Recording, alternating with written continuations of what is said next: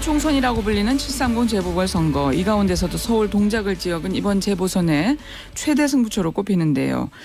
새정치민주연합이 먼저 카드를 꺼냈습니다. 박원순 시장과 호흡을 맞춘 바 있는 기동민 전 서울시 정무부 시장입니다.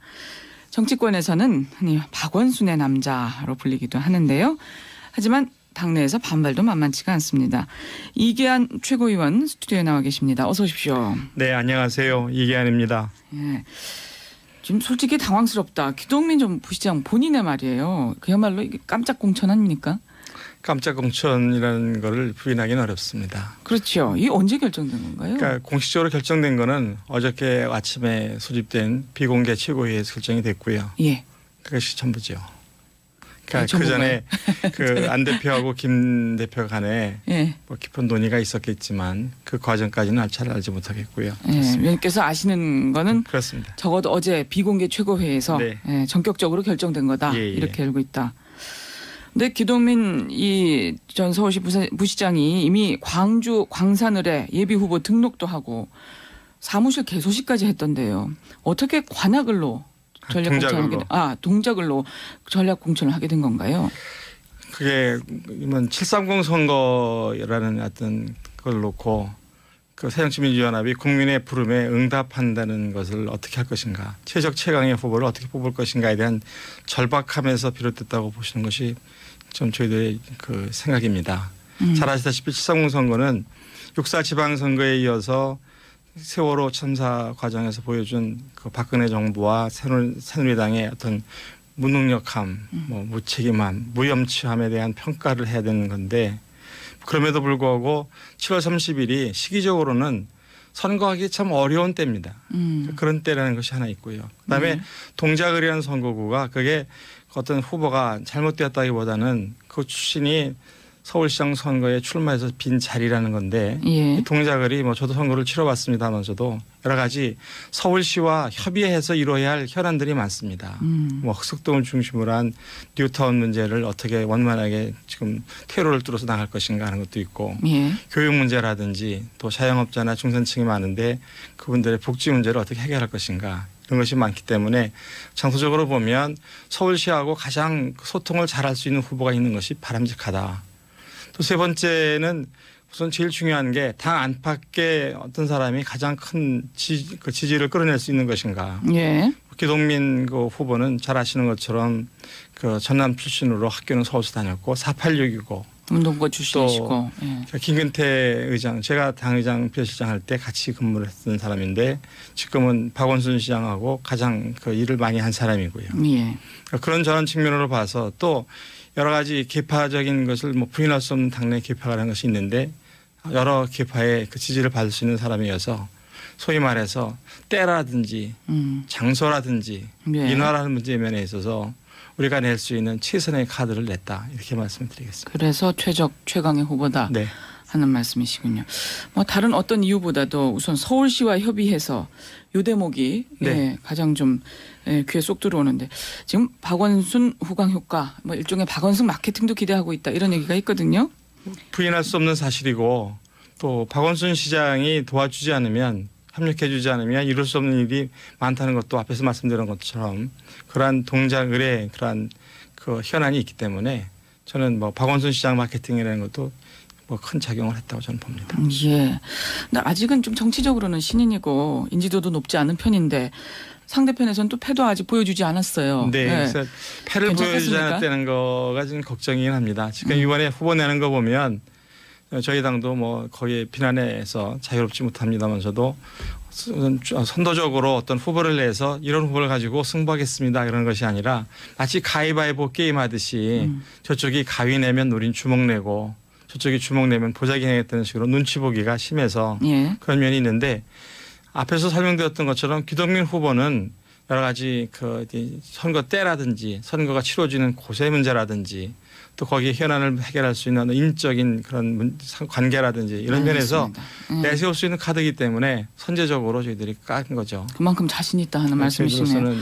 근데 지금 생각합니다. 저 새누리당 후보로 김문수 전 경기지사가 거론이 됐고요. 본인은 이제 계속 출마를 안 한다고 하고 있지만 그래도 정치라는 건 모르는 거 아닌가요? 그래서 살아있는 카드인데 만약에 김문수 전 지사가 출마한다고 해도 이기는 카드가 될 수 있다고 보세요? 저는 김문수 그 전 지사가 나오고 어떻게 말하면 이게 뭐 글쎄 그 지사한테 그 노이즈 마케팅이라는 말을 써도 되는지 모르겠지만 안 나온다 그러면서 몸값을 높이고 있는 것이 아닌가 그런 생각을 저희들은 하고 있습니다.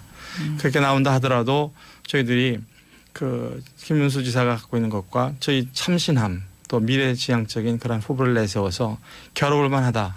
또 우리가 새로운 사람을 내면 너무 그 인지도가 없다고 듣보잡이라고 말하고 또 경륜 있는 사람을 내면 낡았다고 말하는 이런 현실 속에서 우리는 미래를 택했다. 이렇게 말씀드리겠습니다. 어제 보니까 허동준 전 동작을 지역위원장, 패륜적 정당 뭐 이런 표현까지 썼던데요. 네. 28년 동안 동작을 한 곳에서만 지역 활동해왔다면서요.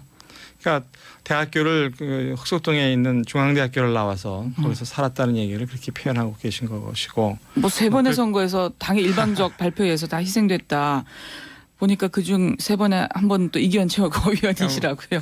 이거 어떻게 보세요? 표현이 네. 좀 거칠게 되긴 했지만 뭐 2012년도에는 저하고 경선했고요. 2008년도에는 정동영 의장이 그렇게 온 거 맞고 2004년도에는 지금 지적하신 것처럼 저도 전략 공천을 받았던 거기 때문에 일말의 책임을 느낍니다.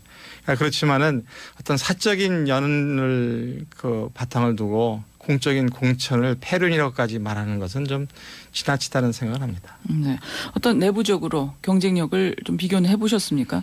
저희들이 그 당 공식적으로 저희들 그 결정 과정에서 당 대표가 설명한 바에 의하면 그 유력한 여론조사 기관을 통해서 조사를 했고 그 결과 기동민 후보가 훨씬 더 확장성이 높아서 지금 이번 7.30 선거에 엄정하게 대처할 수 있는 최적의 후보다 이렇게 말씀을 드렸습니다. 정세균 상임고문은 원칙 없는 공천이다. 이게 사천이다라는 말씀까지 썼어요. 지도부 독선이 도를 넘었다.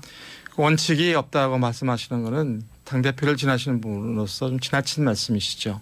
적어도 7.30 선거가 어떤 의미를 갖는 건지를 알고 있고 최적 최강의 후보를 내서 지금 국민들이 현 정부 특히 새누리당에 대해서 실망을 표시하는 것을 저희들이 표를 통해서 표출을 쓰는 것을 받아들일 수 있는 그런 후보를 내겠다는 것이 가장 큰 원칙이고요.